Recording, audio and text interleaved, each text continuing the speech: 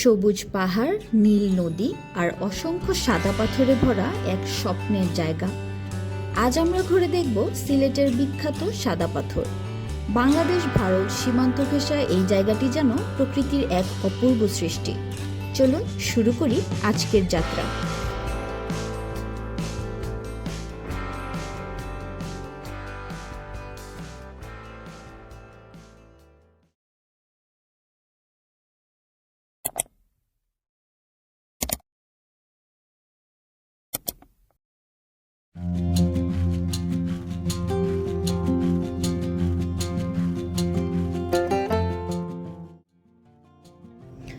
সাদা পাথর আসতে হলে প্রথমে আপনাকে আসতে হবে সিলেট জেলার গোয়াইনঘাট উপজেলার ভোলাগঞ্জে। ভোলাগঞ্জ থেকে নৌকায় যেতে হবে সাদা পাথর। চলুন তাহলে সিলেটের দুপাশের অপরূপ সুন্দর চা বাগানের দৃশ্য উপভোগ করতে করতে আমরা সামনের দিকে এগোতে থাকি।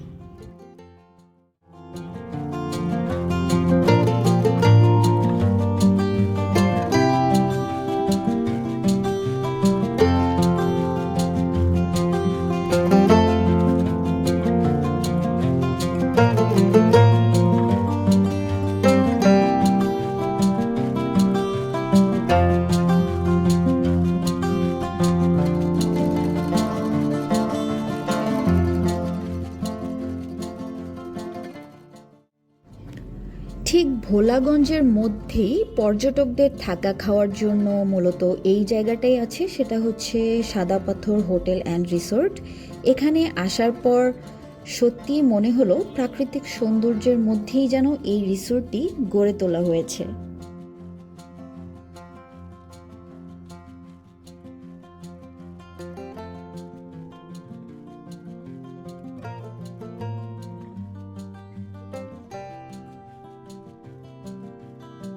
খাওয়া দাওয়া শেষ করে আমরা অটোতে 30 টাকা ভাড়ায় এখন যাচ্ছি নৌকার ঘাটে। নৌকার ঘাট থেকে নৌকায় করে আমাদেরকে যেতে হবে সাদা পাথরের মেন স্পটে।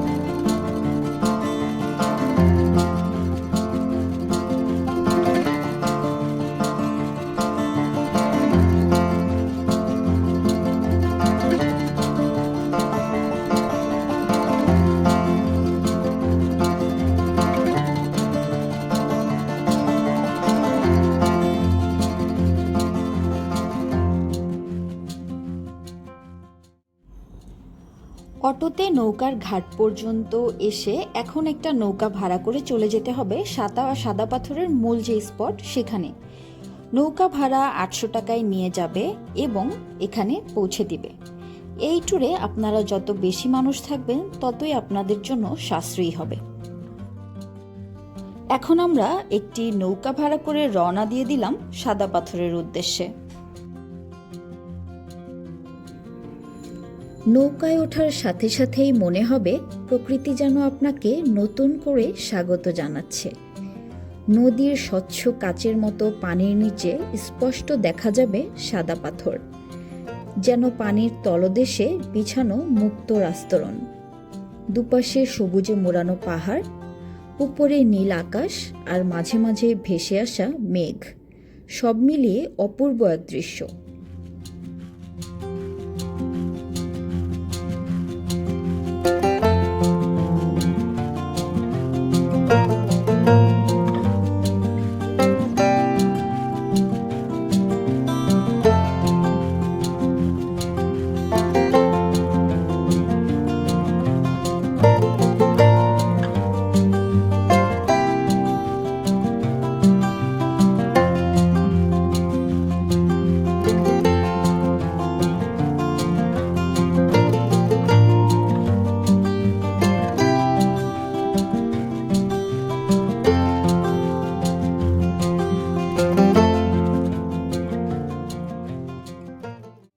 অবশেষে আমরা পৌঁছে গেলাম মূল আকর্ষণীয় স্পটে, ভোলাগঞ্জের সাদা পাথর।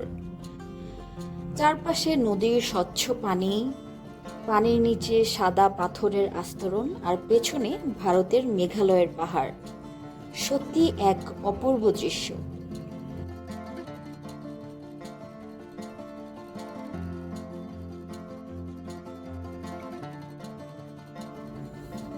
এভাবেই শেষ হলো ভোলাগঞ্জ সাদা পাথরের একদিনের ভ্রমণ।